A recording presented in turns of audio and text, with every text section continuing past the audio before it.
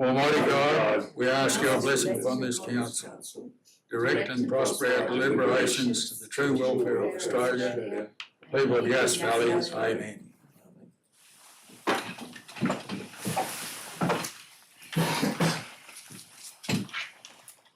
I will declare the meeting open, I hope.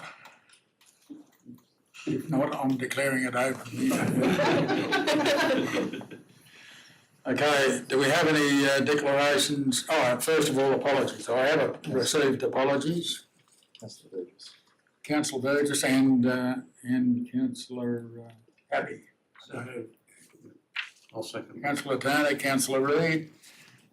I'll put the motion. All those in favour, those against, declare it carried. Declaration of pecuniary interests or special disclosures. Anyone? If not, we'll move straight on to the confirmation of the minutes as circulated of the meeting on the 26th of May. Someone like to move the adoption of the minutes? Councillor Jones? Councillor Potham? Any questions? Any discussion? If not, I'll put the motion. All those in favour? Those against, declare it carried. Go straight on to the business paper. First item on the business paper is 6.1, development application, holiday cabin additions, deck, 5 Megalon Close, Wee Jasper. Anyone like to move? I'll move the recommendation as a motion. Thank you, Councillor Reid. Seconded, Councillor Potham. Any discussion? Any comments? Just a quick comment. Actually, Mr. Mayor, that I'd just like to thank the staff for the extra effort that was required to bring this one across the line. I'm happy to see that a compromise was met and that it now complies with our Wee Jasper holiday cabins policy. Thank you, Councillor Jones. No further comments? I'll put the motion. All those in favour? Those against? Declare it carried.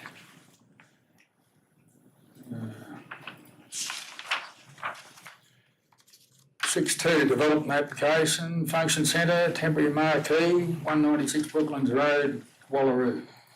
There is a recommendation. Through you, Mr. Mayor, I'm happy to move the recommendation as it appears in the business paper. Thank you, Councillor Jones. Do we have a seconder? Yes. Councillor Turner. Any discussion? Through you, Mr. Mayor, I'm happy to see that that all of the issues appear to be addressed in terms of the amount of events. I think there was a bit of early confusion when this first went out. There was a very high number attached to it, which was not the intent of the applicants, and that's since been rectified. And I think this is a very realistic start, and I think a great addition to the variety of activities for the region. Thank you, Councillor Jones. Any speakers against the motion? Prepared to vote? I'll put the motion. All those in favour? Those against? Declare the motion carried. Okay, moving right on. 6.2, development application. 6.3, Crown Land Reserve, Murrumbuck Recreation Grant. There is a recommendation. I'll move that. Councillor Reid. It's a motion. We have, Councillor Potham, seconded. Any discussion? Through you, Mr. Mayor, I just wanted a possible question. And maybe directed at you, Julie, does council have any indication of the timing for the minister's approval for the additional use of the Crown Reserve and when the plan of management can be completed? Through you, Mr. Mayor. Thanks for the question, Councillor Butler. No, we don't have an indication of the timeline to get the authorisation, but this is something that's being done in consultation with Crown Land, so it'll be, I'm expecting an administrative thing to sign off on. In terms of the plan of management, no, sorry, I don't have a timeline, but I can provide one probably tomorrow morning if you like. Okay, wonderful, thank you. No further questions? No further discussion? I'll put the motion. All those in favour? Those against? Declare it carried. There's an alternate motion for this one. Okay, 6.4. We have a recommendation. Through you, Mr Mayor, this just following on some discussions over the last few days. Highlighted there in red is a couple of additions to the recommendation that's in your published business papers. The first being is to make some representations for the fringe benefit tax on electric vehicles to be removed as an incentive for councils to change their life fleet. And the third one is a report be brought back to council for the procurement of electric vehicles to be added to the council fleet. I think the idea behind that is to dip our toe in the water and see how it would perform in our fleet. Everyone clear on it? Councillor Cameron? Thank you, Mr Mayor. I've got a couple of questions just to ask about a couple of things. To the Director of Infrastructure and Assets. The Drive Electric New South Wales Fleet Incentive, the registration for the first round was in November 21, and after that every 6 months. Have we applied for anything there, or is it for a much more major sort of funding request? So we haven't applied for anything yet. We have reviewed whether or not we would apply for that, but at this stage, because it doesn't add up financially under the current way we operate at council, because the grant is not limited to a single time. We've decided to wait until we reach a point where we're actually looking to implement that with. So I'm investigating that at the moment. So how much money is involved? Like what can you apply for? Sorry, I don't know. I can't remember off the top of my head. I can find out for you. Okay, I would appreciate that. I've got a couple of other questions as well. The New South Wales government grants and this is all in the supporting papers to the motion, to small business owners to boost investment in EV infrastructure. I just wonder, I've heard about that for a couple of months, but does the Yass Valley community know about this at the moment? Has this been sent out to them that they can do this? Because this can allow tourist operators, like the ones we've just had here, to apply for EV infrastructure for charging, and there's different rates of 50% up to about 75% being paid. And I wondered if the community was aware of this at this stage. I'm unsure if the community's aware. I haven't been providing that advice out to the community. Through you, Mr Mayor, it may have been circulated by the local member. That most of the announcements were coming through there. We usually do share them. Yeah. If they come through our page, we can double check to see what we've actually posted previously. Because it would seem to me as though that would be an opportunity to spread the infrastructure throughout the Yass Valley area and not just be reliant on council to be providing most of it at this stage. We don't provide any of the refuelling infrastructure. That's provided by NRMA, Evo or Tesla at the present time. So we're not involved in that. The only. But you're involved. We're involved in that in the sense. Sorry to interrupt. We're involved in that in the sense of sort of controlling it, like sort of saying where it goes in and that sort of. Yeah, well, that's correct. If they're like any development, it requires approval. Yeah. So location, particularly if those organisations are looking to place the infrastructure on council land, obviously we've got a regulatory role in approving the structure, but we've also got a landowner role in allowing people to use our land for that purpose. Right. So we've got those two roles in those circumstances, but we're also finding that some are actually being placed on private property as well. So for instance, the Evo one in Abatement is on the hotel, and I think the Summit Shores Winery. Mr Mayor, point of order. If I may, this seems to be straying from the realms of a simple answering question. We really need to have a mover and a seconder, and that being the case, I'll move the motion for the point of discussion. Thank you, Councillor Tarrant. We have a second. Thank you, Councillor Tarrant. Okay, any further discussion? I'm just providing an amendment. I didn't realise that we were going to have number 3 there, but I've just got a more specific amendment that I want to read out. Mr Mayor, you can rule whether it's in order or not. That a budget adjustment be made for the 2023 financial year to allow for the purchase of one electric vehicle, either a BYD Alto 3, $45,000, or a Toyota RAV4 hybrid, which is similarly priced to a Subaru Outback, so that a trial can be included as part of the monitoring and research towards transition to electric vehicles by Yass Valley Council. So it's sort of related to number 3, but it's a little bit more specific. Through you, Mr Mayor, I'm a little bit concerned about that because we do have a report tonight on a budget with a deficit approaching $1 million. You've asked us to work very hard on getting that down during the next year. This will be adding to that at the present time. My main concern as well is that at the present time, this would attract a higher FBT charge than we currently collect from our staff. And under the award that our staff who make contributions to a leaseback arrangement with a car, we can only move that amount by 10% in any 1 year. So we would not be recovering the contribution for that vehicle from a staff member who then may be liable for the fringe benefit tax, which would be in breach of our employment contract with those staff members. So I don't think at this stage. I think it would be better if those issues were actually canvassed in the report in point 3, which we could include an examination of the financial implications of the suggestion. And if councillors are comfortable with that report and what it contains, then we can deal with the matter as part of a first quarter budget review if need be. First quarter.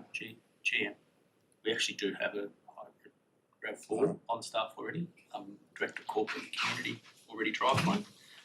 So we are monitoring that as we go. So that recommendation, we already have a hybrid on the fleet as we speak. And is it mainly running as an EV? I don't know yet. We've only had it for about 50% of the time, 4 through you, months. Mr Mayor, probably about 50% of the time it runs through EV. Okay, I'm willing to. That should be dealt with Sorry? through resolution 3. Okay, well, I'll withdraw the amendment, number 4. But can I get a little bit more, number 3 is quite general in terms of an electric vehicle. That could be an $8,000 lawnmower. Are we talking passenger cars here or? yes. Okay, thank you. Thank you, councillor Cameron. Any further, so we're back to the original motion. Did you want to speak to the motion, councillor Tan? I would have actually not accepted the amendment had it been so. I don't believe it's our position to actually tell what vehicle we're going to have. And I'm very loath to give advertising to companies that haven't competed on a fair and honest basis. So I would have voted against that motion, despite the fact that I was actually putting it forward. The question that I would like to actually ask is, is there a vehicle that is currently being used in the water finance side of things as opposed to the general finance? And if so, is the water finance in a position to afford a vehicle like this? Through you, Mr. Mayor. So the analysis that we've done at this point in time shows that depending on the procurement method, the actual upfront cost of the vehicle itself and the through life cost of the vehicle is not much different. The biggest issue we have is if we were to use these vehicles. So at the moment, there's no real commercial vehicles available that suit what we're doing in Australia with electric vehicles. But if we were to use it as what we currently use as a leaseback vehicle, again, as the GM's pointed out, the biggest issue is there's a $5,000 to $8,000 difference in the FBT liability. Whereas the through life cost based on a number of different options, and this is why I'm happy to come back with a report, would look at how we would do that. But with the FBT liability for the staff would be $5,000 to $8,000 greater than what the current FBT liability is. How we manage that as a council is part of a report that I'll provide back on some options on how we would do that, provide if the government doesn't make the move that it's suggested it will make on FBT. The upfront value of the car, and this will depend on the way we do it, whether we lease the car, whether we do a hire purchase arrangement, whether we buy the car up front. All those things link into the through life cost of the car. At this point, on a procurement basis, with some of the cars that do longer distances, so some of our staff drive to and from Canberra every day, the Water or Goulburn every day, and the Water Fund actually does cover that, and that's the cars that are the better option. They have the better through life return, and they would be more likely, and any recommendation I would give you would recommend the cars that do more Ks first up. Well, I would love an electric car. I drive a kilometre every day, and that's about it. So that's not worthwhile. But some of the longer cars, the GM for example, some of the other staff that live in Goulburn or Canberra, they're the people that we would look to first, provided we can solve this FBT issue. The actual value of the car is the key thing with the FBT. The through life costs are not significantly different.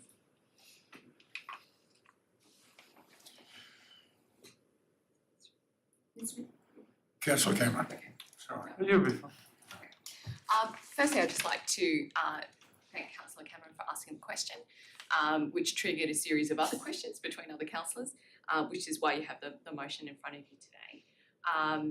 Without the curiosity and the thirst for change within our council realm here, we won't achieve the result that I think that we all want to see, which is value for money and the adoption of sensible environmental policies.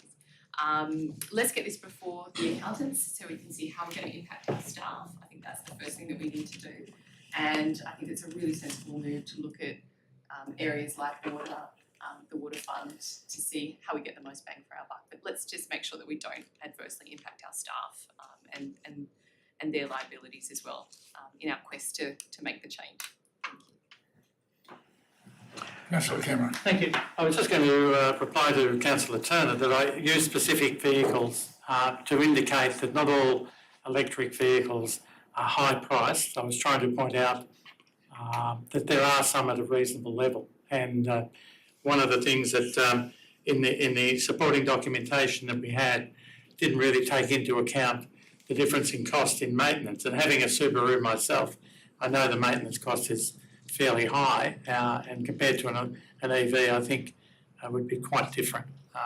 So I think we do have to take into account a lot of things. Thank you. Thank you, Councillor Cameron. Any further discussion? Are you prepared to vote? May I make a closing? You may, Councillor Turner. I think it's a great idea, and I take Councillor Cameron's point there. I've just driven an MG, which is actually a very nice little vehicle, and it's, I think, probably actually a little bit cheaper than those. But we would need to find out the full cost. But the MG is certainly was a very nice little car, and it's EV. I commend this. It's obviously where we have to go in the future, and we need to take the first step.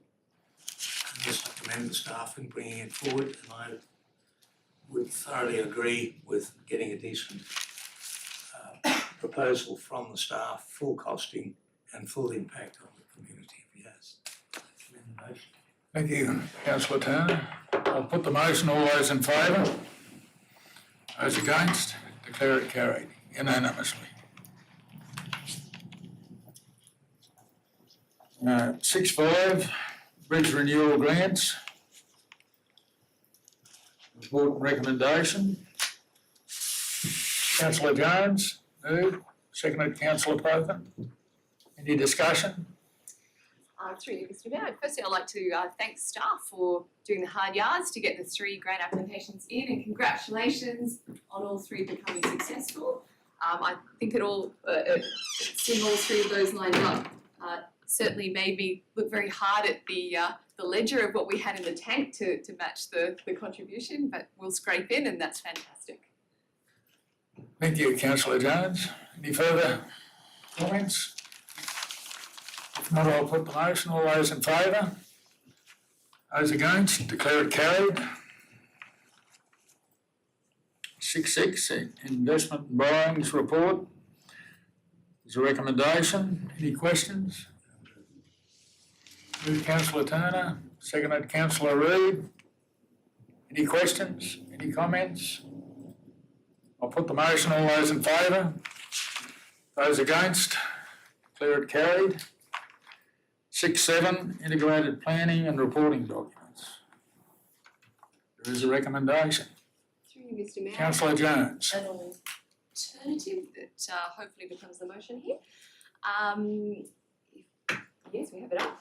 So I have that we adopt the suite of documents as presented to this meeting in this motion that you see on the screen.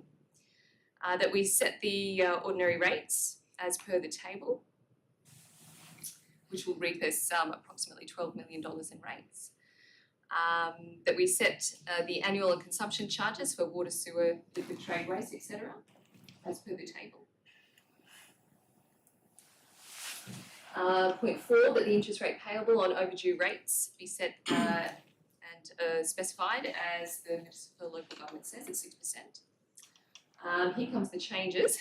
5 in red. We have the opportunity now to make some decisions on the local roads and community infrastructure program grant. I've set down here some suggestions. If we'd like to debate this very thoroughly, I would probably suggest we go into a committee of the whole after this. But if you're happy with it, I'm happy to roll in the current council meeting as is. Point 5 will be the unallocated funds from this program be allocated to project 1 as a priority, upgrade works at Memorial Hall. So this will include the roof and electrical.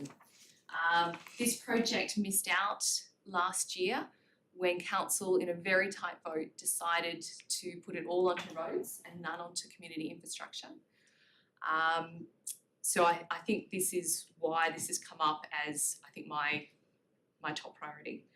And further projects as remaining funding permits being coming back to council to decide the priority would include the community centre, the amenities block proposed at Murray Bateman, some refurbishment of the swimming pool building and Binalong, and the Bounding Recreation Grounds amenities sewage system.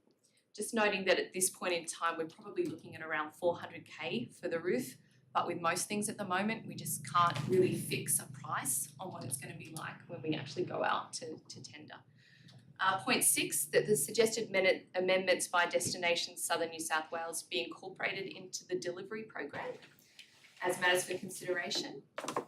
Number 7, a long-standing issue of drainage on Brown Street, that the stormwater drainage be limited to an upgrade to the 20% of the AEP, the 1 in 5 event, and increase the culvert diameter, etc. I'm hoping to put this into the delivery program, so this won't appear in this budget, but it does indicate to the community what we intend to do there.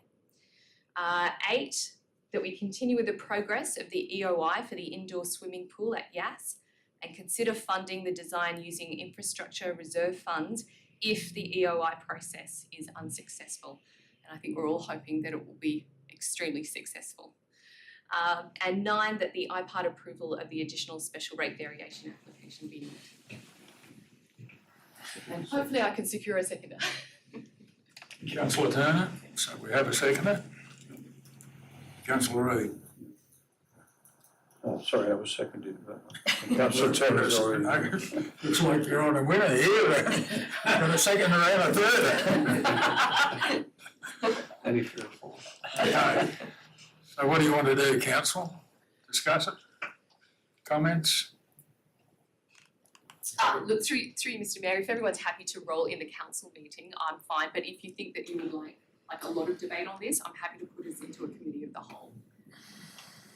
I'm judging from the room that we might be okay just rolling as we are, so I'll just let everyone have a little look at that one. That is a lot of information It is to a lot of take in. information Yeah, to take yeah. in really quickly, Yeah. so, yeah. I'd like to. Councillor Roy. Go ahead. Yeah, I find it difficult to absorb such a lot of information at one time, but having had a look at that, what we're really saying here is that the bulk of this money should go towards a memorial hall. I'm not a great fan of the memorial hall, but it is an icon here in Yass. It's been there for a long time and it's badly in need of repairs and it really needs funding. The rest is effectively or are effectively projects that we have our eyes on fixing anyway. And all we're saying here is if there is money and for these things as it comes up, let's spend it. But I actually support Councillor Jones in saying let's put the money into the memorial hall, let's get it fixed. It's almost like an ulcer, it needs to be attended to. So I've had a look at the rest of that and normally I'm uncomfortable, but I'm quite comfortable that what I see there is worthwhile. So I'm happy just to go with the flow. Thank you, Councillor Roy. Any further? I will say a few things, sorry, and I have discussed it with Councillor Jones prior to this, so I suppose, yeah, I was trying to get my head around some of the information that was going on. So at the moment, the Memorial Hall, in the budget, we need 400,000 to do the roof. That's pretty much all that was said that we need to do. And then it's come up in discussion that actually it needs some more stuff to be done to it. We could do some more things to bring it up to scratch. So electricity, things like that could really bring it up. And that's why we're now looking at this $700,000 to sort of add to this 400,000. Has the 400,000 been fully funded for that roof at this point in time? I apologise if I... Through Mr Mayor, we received a grant for last year. The bulk of the grant money went towards road repairs and upgrades. There was an amount left over that was unallocated under that grant that we received. So we've received the grant money effectively, but we haven't allocated it to a particular project. There was actually a number of projects that were canvassed at that time. Council said, no, let's leave it for another day. And at that point, I'm sure that we didn't have the audit report on the building condition of Memorial Hall, and I think that people wanted to wait for that to see just what the extent of the problem was at Memorial Hall before we made any commitment. We still haven't made any commitment. If this motion goes through, then basically, yes, we're making commitment at this stage for the roof and the electrical work at the Memorial Hall. There may be other work that's necessary there, but it's really limited by the roof and the electrical in this motion. And that would leave potentially some of those unallocated funds still unallocated, if you like. By the way the motion is presented, it would be either directed to another project or potentially council may direct it into additional works into Memorial Hall if they thought that was appropriate. But that would have to come back to council for consideration. That was, yeah, thank you for clarifying. That's what I really wanted to get, are we really just talking about allocating that entire amount to whatever the Memorial Hall needs to be fixed up? That's what I would kind of like to clarify, which I know is maybe not able to be clarified right at this moment. I'd probably I'd be more comfortable if there was some sort of caps on things, and then we would know that there is money that will be trickled down into these other projects, because it does seem like that's a really nice amount of money to be able to give a little bit to some projects that, $34,000 doesn't seem like a lot. Maybe that could just be fulfilled. So like I said, I know that Councillor Jones has spent a long time, and I appreciate, how, but I think that this is a little bit more of a complex matter. I'm also, just to be completely honest, I think because the Memorial Hall has been touted as an area that council will also use if the Crago Mill precinct, while it's getting refurbished, that sits a little bit uncomfortably that now this project is going straight to number one. to get it fully fitted out. I know it has a community, benefit as well. But I just wanted to be completely honest that that also, I did think about that, when I looked at that. So, I don't know how much more discussion we can have on that, but that's just my thoughts on that, so thank you. If I can just comment from the chair, it seems to me that the Memorial Hall is now 100 years old and it's been neglected for quite a number of years. It's an iconic building in the centre of town, and basically the roof and the electrical are really essential works. I mean, you can do nothing else with the hall until it's rainproof, and the electrical works. Yeah, so through you, Mr. Mayor, so the initial dilapidation report we had came back with about $1.1 million worth of work. The key works, so there was some immediate works which we've already done. That was to do with some residual current devices for safety of the electrical system, and that work's been done and out of the way. The next recommended works, so the top two priorities from the report were the roof, because without a safe building, it's no good, and then the electrical, because the electrical is old. There's some of it's been eaten by rats. There's all sorts of issues that could lead to a number of problems within the building. So the estimates on those about $400,000 for the roof, but that was at the end of last year, and then the electrical works between $30,000 and $40,000. And so those works don't take all of this money, but as we know in this environment, the allocation of, if we were to just allocate that money, it's unlikely to achieve where we want to go. So my process for this would be to go out and get these works costed and started as soon as possible, and then return to council with whatever is left over out of that $700,000 to look at these other projects to see where we would spend any money that's left over. I'd also bring back, because I would expect council to ask, the next lot of priority works on Memorial Hall, because there is, as I said, there's $1.1 million worth of work there that needs to be done. So roof and electricity though? Roof and electrical Thank are you. the two to make the building safe and functional, but there's plenty of other work there to keep us occupied for the next 10 years. So basically, if this work's not done, the building just continues to deteriorate even further. So we've got roof trusses that are damaged, that are water damaged. There's internal ceiling work that's water damaged because the water that keeps coming in. We have issues with water ingress into areas of the building because the box drains and the like don't work as well as they should. The roof on the laneway between the down to the library is needs some significant work as well, to open that up and put some more light back in there. The old alcinite sheeting on there is pretty well gone. So there's lots of work to do there, and you could spend this $700,000 3 times over. But that's not the point of this. This is to get the immediate works out of the way, and then look at how we would then use the rest of this grant to do other work, or to continue to do more work. And just and pardon my ignorance, but would you be able to just summarise what the Memorial Hall is currently used by the community, like the Yass Valley community?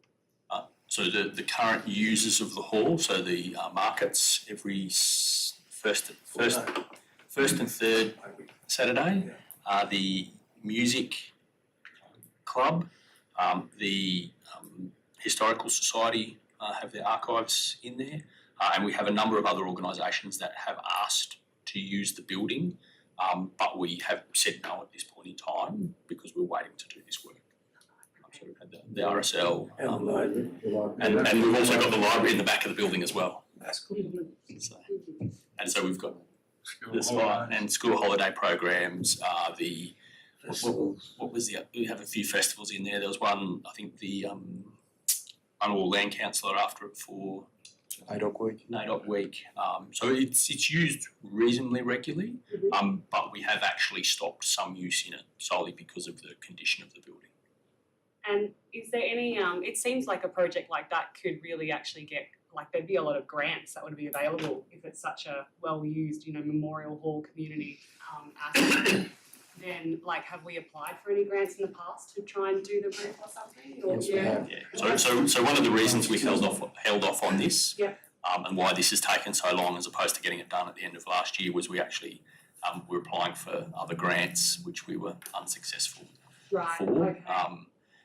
We look at grants all the time for all of the different things we've got.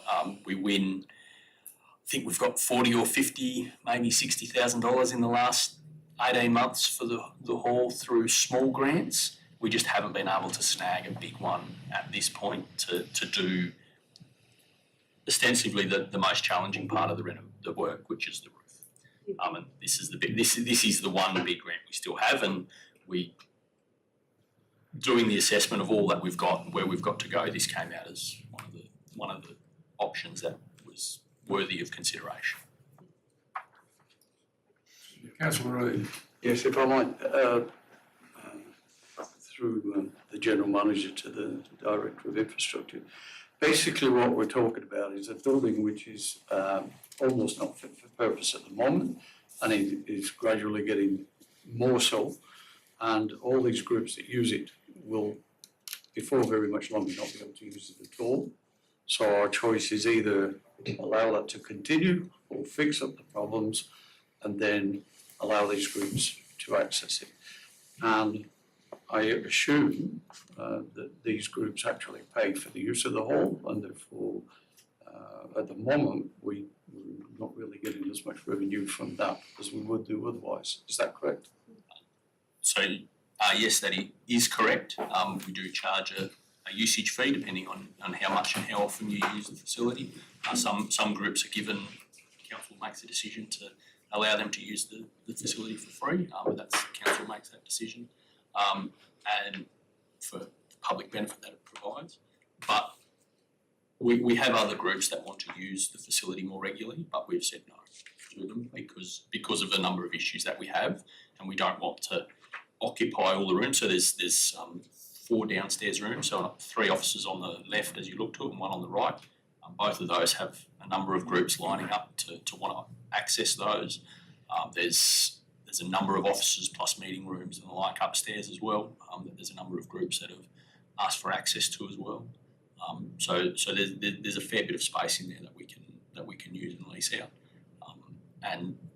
And also there'll be other groups as we go that will want to use the facility once it becomes more usable. As I said, the biggest challenge is the roof because it's the most expensive. Going after smaller grants is generally easier. So once we get the roof done, we can then start going after some of these smaller $50,000, $60,000 grants to continue doing the smaller work as we go, which will then finally get us to the 1.1 million in small steps as opposed to one big step that we were looking at. But fixing the roof and the electrical will give us the ability to go after those smaller grants with confidence that the building itself is in a good enough condition to do that. Councillor Cobb. So through you, Mr Mayor, I'd just like to commend Councillor Jones on putting this together.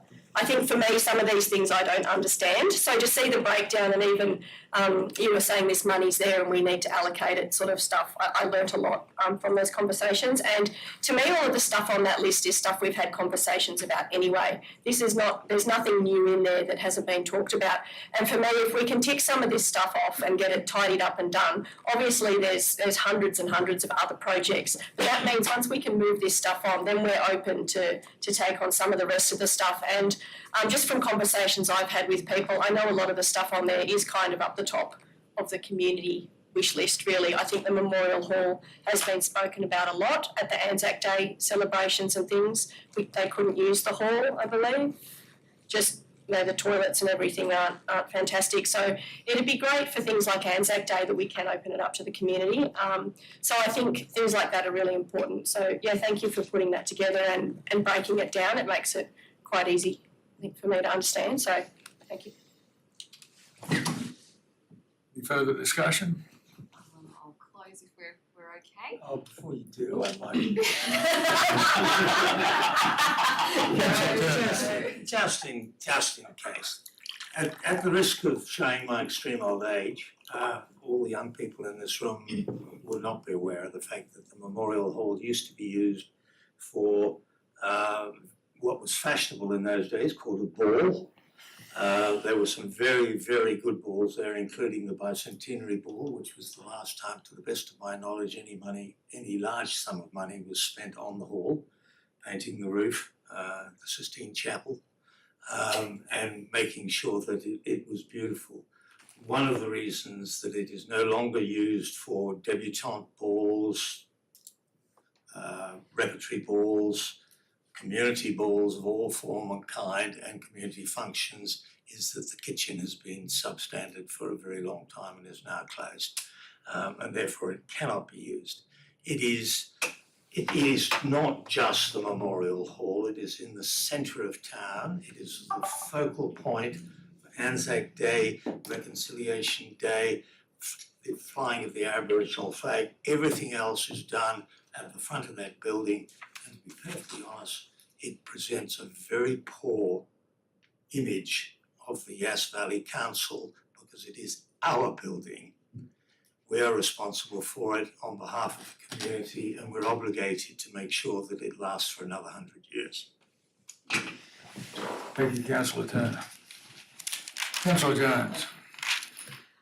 Firstly, just in response to some of the comments around the room, in reference to Councillor Butler's comments regarding grants, she's spot on. It is the kind of building that should be attracting grants, and if we should be so lucky that one comes up in the meantime that the staff see and apply for, then the beauty of this grant is that we can transport it and take it anywhere, either down the list or to an emergency emerging issue that we have in the next 12 months. So while we are setting the budget, we can always bring back adjustments to the budget if we need to. If heaven grant us another grant, that would be wonderful.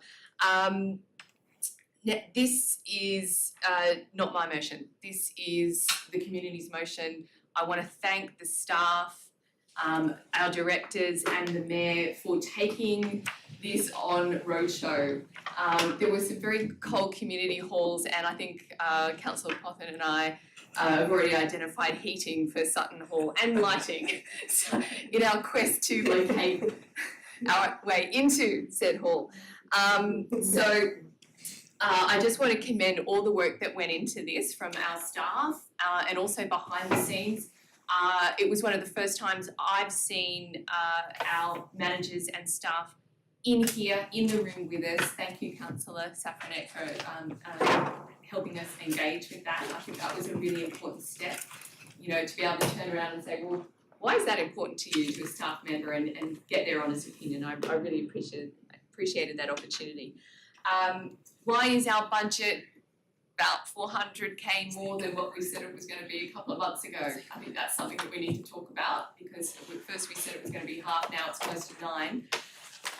Community submissions.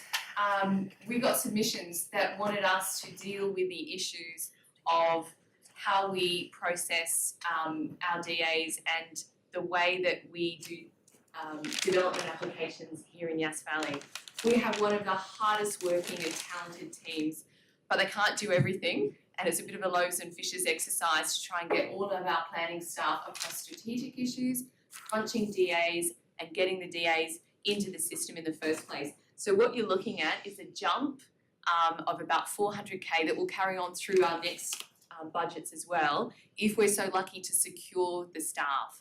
So if we can get the further planners, the further admin, the further certifiers to help us achieve that, to get our DA processing times down, and we'll be out there hunting just like every other council at the moment for those staff, and it's wonderful to see the council executive being so proactive in responding to the submissions and getting it in front of us for us to tick the box and say, yes, we're going to have to bite the bullet on this, but let's go and do that, so that it's easier for people to do business with us, and that we are a service-orientated council, and that's only going to bring good things back to Yass Valley, because when people realise it's easier to do your home DA or do a DA for an event or, you know, launch your business here in Yass Valley, that kind of good talk flows to the outer region when people say, well, let's go and do it at Yass Valley. Let's go and set up that business. I want to talk to the wonderful amount of submissions that we had on the pool. And at first I thought I had all my ducks lined up in a row that we were going to spend some of that unexpended grants on fulfilling that process in this budget. However, patience is a virtue and I'm learning it. We're going to see what the EOI comes out with. And so I put the hard word on our general manager today. What happens if we don't get anything from the EOI? Because we've got a state government election coming up. I would love to see a big fat grant come down into Yass Valley for something like a pool project, a heated pool project, or a refurbishment or renewal of our current Olympic-sized pool. But the EOI is the first step. If we can attract a private operator who knows what they're doing, has built pools before and operates them, I think that would be just a win-win for us because we've got some other super huge projects. We've got a generational change about to happen on this site to bring in our building, our admin buildings and potential commercial space to hothouse young businesses here in Yass. So that is our big project. We have a very sad looking library in the back of Memorial Hall that I walked past when I first arrived in Yass almost 10 years ago now. On my way to the library, I actually walked past it and ended up at the amenities block on the corner and I went, "Where's the library? I missed it." I'd actually walked past the Diagon Alley doorway that leads you to our library. But inside you'll find the most dedicated staff and I cannot wait to see our play groups, our library groups, our writers groups, our archives, all those kinds of activities actually happening in a brand new library space that's been built for purpose and built specifically for our Yass Valley community. So while it pains me because I know that the swimming community are chomping at the bit, as am I, to have a heated pool, at our next council meeting we should be getting our plan of management, which we can take to the minister to say, let's lease this. Can we lease this site for this kind of operation? So hang in there if you're waiting for the heated pool. We do have a contingency plan if that EOI does not come up with the goods that we're hoping for. Once again, I just want to commend staff. The changes that we've made are in response to the community submissions. And I want to thank the community for taking the time and effort of going to the website, downloading the form, filling it out, getting it into us either email or online and having your say. It was just an absolute pleasure to read them. It refreshed me as to why I want to be on council, and I think it reflects. Certainly, those submissions reflected a lot of our projects that we already had budget allocated for, and the unexpected grants will just give a lot of those projects an extra lift and some extra funding to make them happen sooner.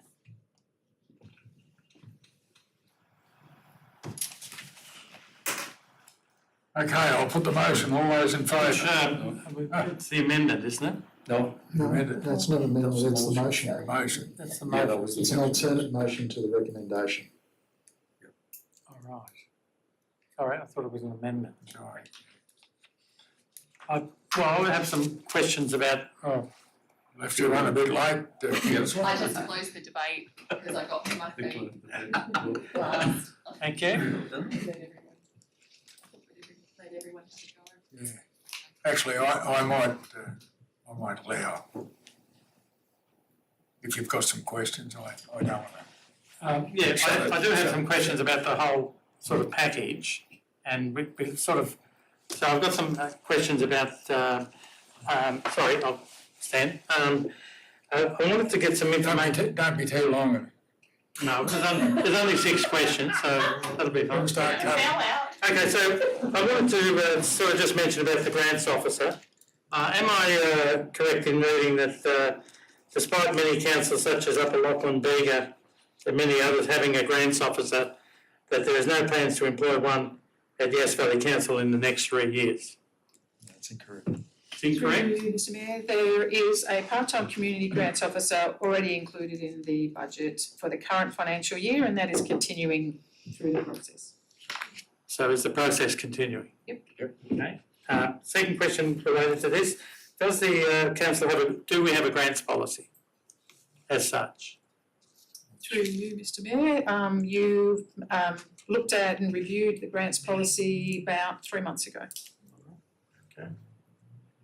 And I just wondered, because we're going to be mainly internal in regard to going for grants, do staff members get training in applying for grants and doing the work about research, etc.?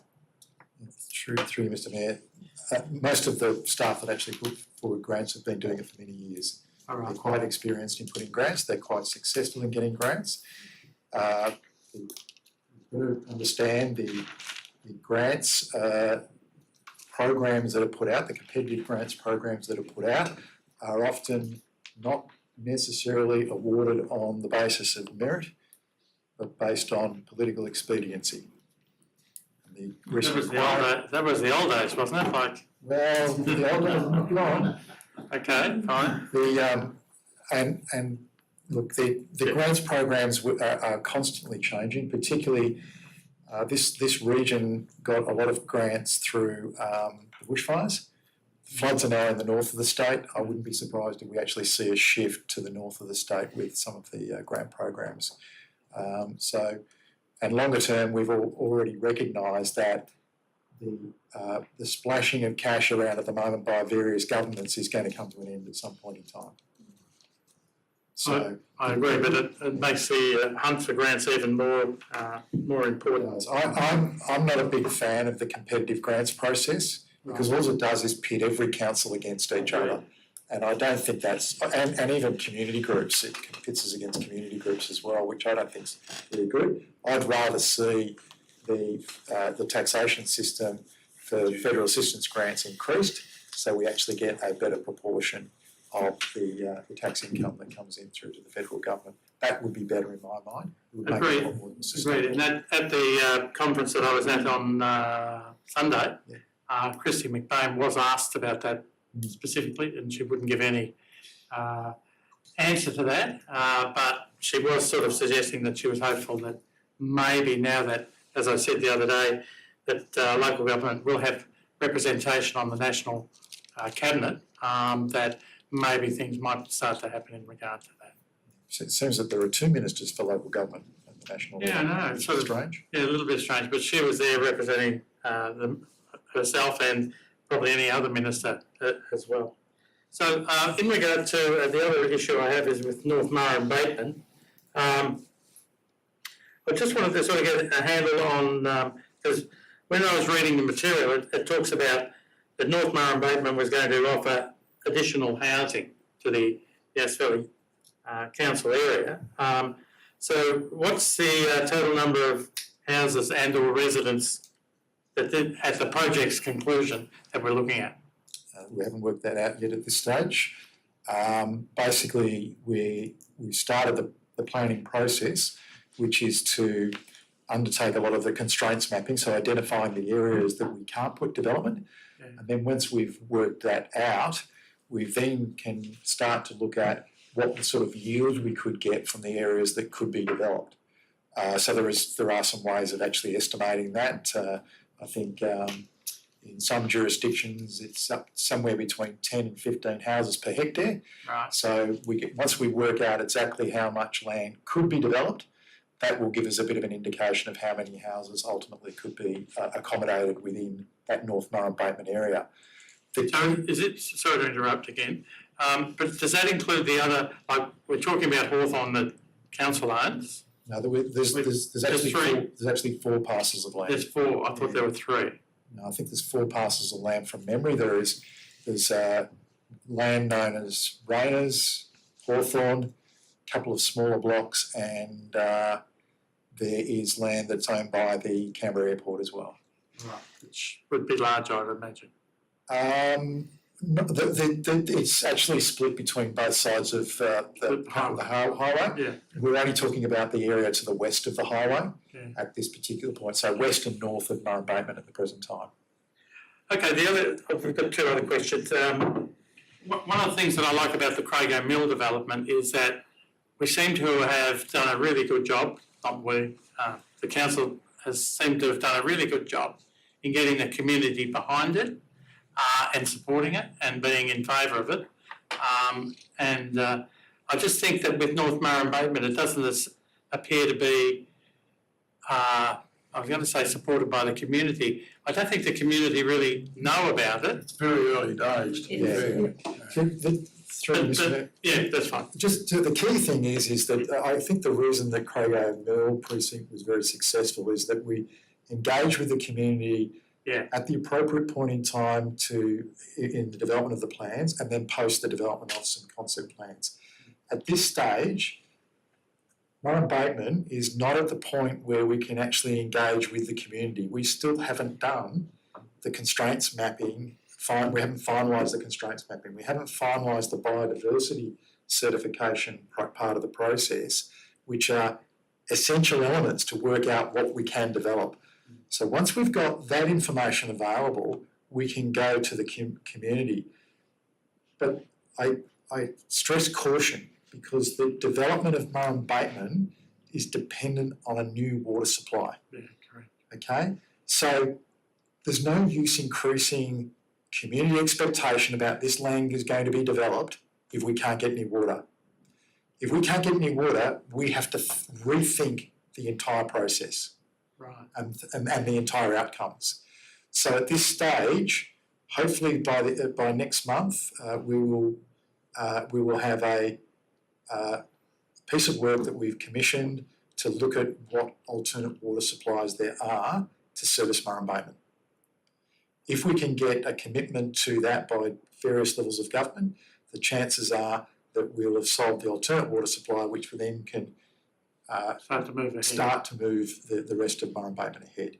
But at this stage, it's very, very preliminary. We've just got to get some ducks lined up before we raise too many community expectations.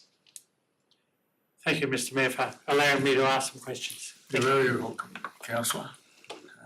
We want to be as open and transparent, make sure everyone gets a fair go. Without splitting hairs. You don't expect it too often. Okay? At the end So of the meeting. I'll put the motion. All those in favour? Those against? I declare it carried. Well done, councillor. Bit of order. You've set the rates, expect the phone call. Bit of order.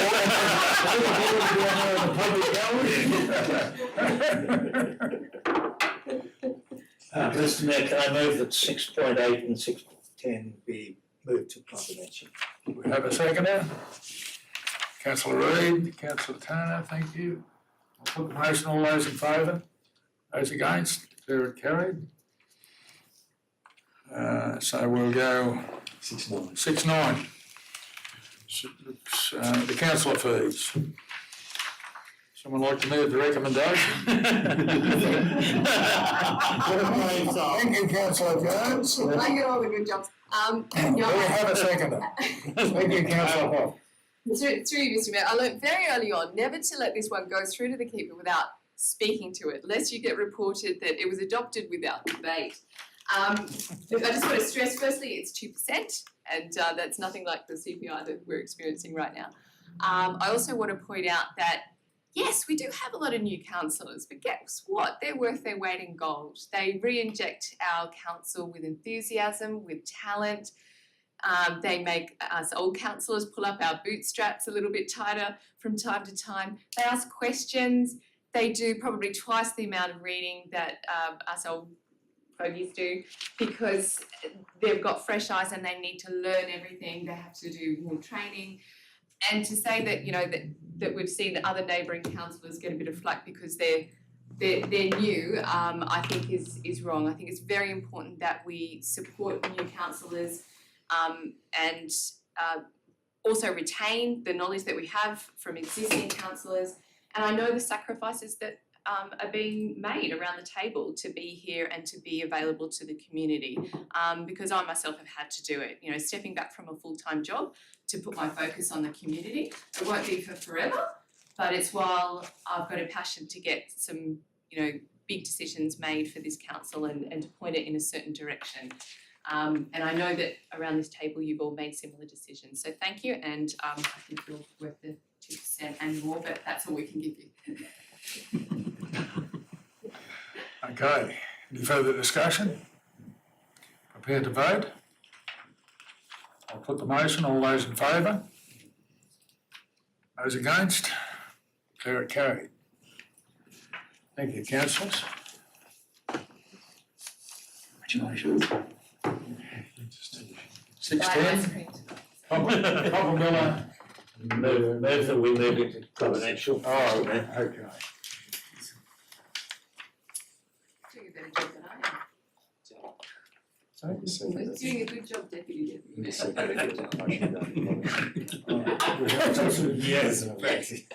Okay, Councillor Crawford, you seconded the motion, we go into closed session. Clear the gallery. Okay. Yeah, I was. It didn't even make me think. It didn't even make me think that you were still here. I'm waiting for the motion to be put, but